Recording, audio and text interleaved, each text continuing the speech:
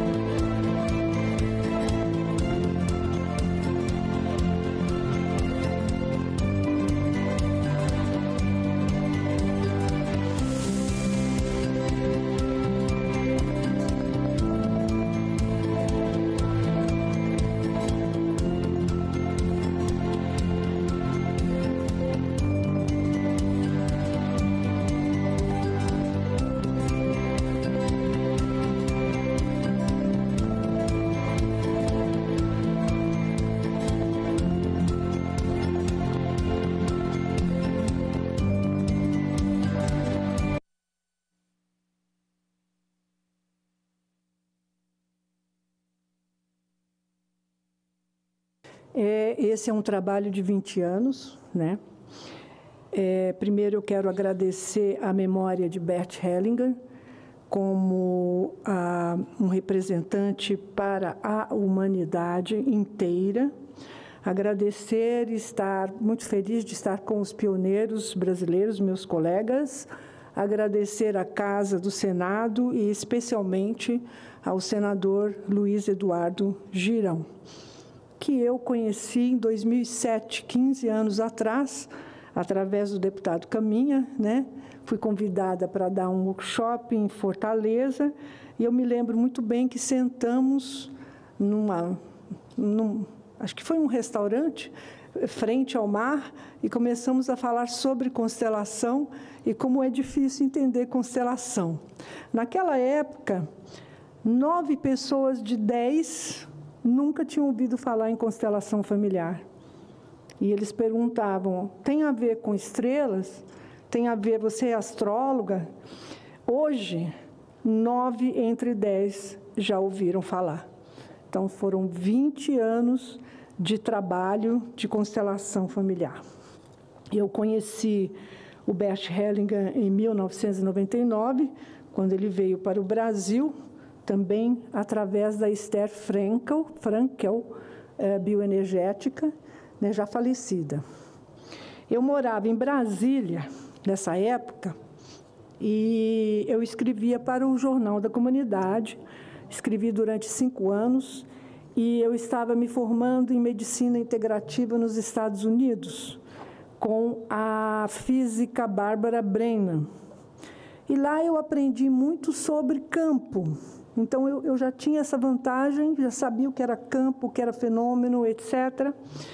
E quando eu estudei a constelação familiar, também fui da primeira formação de Brasília, que iniciou 2 meses depois da primeira formação do Brasil inteiro. Quando ela chegou no Brasil, para mim, era a luva que faltava na outra mão, porque eu entendia de campo individual de cada um, agora eu estava entendendo de campo da família. E isso fez com que eu começasse a trabalhar já com as constelações familiares, porque eu já tinha estudado, então, fenomenologia durante 4 anos. E eu dei entrevistas, palestras em Brasília, aí vocês viram, e o apresentador sempre dizia assim para mim, mas eu já entrevistei 2 alemães, você é a 3ª brasileira aí, eu não consigo entender constelação. Zaki, o que é constelação? Então, era muito difícil explicar. Hoje, esse conhecimento está bem divulgado, né? Eu dei entrevistas também, eu fiz um grande trabalho de divulgação da constelação no Brasil, dei palestras nas administrações das cidades satélites de Brasília, dei workshop até aqui, dei uma palestra no Banco Central de Brasília, fui para Lima, Peru, Uruguai, Flórida, México, Australásia. Eu sou brasileira, mas eu tenho também a cidadania inglesa, falo fluentemente o inglês. E em 2004, 2003, 2004, 2003 eu fui ao México, onde Bert Hellinger estava dando um seminário. E lá já tinham mais de 1000 pessoas. Já começou o pessoal, o Bert Hellinger entrava assim no auditório e a gente levantava e aplaudia de pé durante 10 minutos sem parar. Ficava todo mundo emocionado com ele, né? E a partir dali, nós decidimos abrir uma associação brasileira de consteladores sistêmicos, que começou em 2004. E eu trabalhei como voluntária durante muitos anos. Sempre meu trabalho foi divulgar, dar palestra, divulgar, falar da constelação, mostrar o que era, etc. E também eu fiz alguma pesquisa para o Rupert Sheldrake, que é o autor dos campos mórficos. Como é que ele queria saber se as pessoas percebiam que estavam sendo olhadas por trás, né? E eu fiz algumas pesquisas com grupos e ele acabou escrevendo o prefácio no meu livro A Consciência das Sensações e Constelações, que está em inglês e em espanhol na Amazon e na Hotmart também. Eu também escrevi, depois do México, em 2003, eu escrevi como socióloga, eu escrevi um projeto chamado Eu Sou, sobre a ressocialização dos egressos. Então, incluindo a constelação familiar como uma das disciplinas para ressocializar o sentenciado. Isso foi na época do Roriz, e eu, inclusive, pedi ao Bert Hellinger, num desses encontros, né, de seminário, eu pedi que ele fosse membro honorário. Até eu queria por escrito, ele disse não, que ele não fazia nada por escrito, mas que verbalmente ele dava a palavra dele. Newton Queiroz, o tradutor das constelações familiares de vários livros do Bert Hellinger, foi testemunha, mas ele disse para mim: você é mulher e eles são homens. Então, eu penso que não daria certo. Então, realmente, o projeto não vingou, foi na época do Roriz, mas está aí. Quem se interessar, depois a gente pode falar a respeito, porque eu acho que nós fizemos até um projeto piloto, 6 meses, e foi bom com eles, né, com o pessoal. Muito bem. Também uma dos meus objetivos eram esses workshops beneficentes, todo ano, no Natal, dando um workshop gratuito para que o que as pessoas teriam que trazer era um presente para as crianças. Aliás, eu pedia 2 presentes, um para menino e um para menina, bem baratinhos, mais bonitinhos, bem embrulhadinhos. Então, eu tenho muito orgulho desse trabalho, de fazer com que as crianças órfãos recebessem presentes de Natal, né? Eu acredito, deixa eu ver aqui o que eu tenho mais para falar.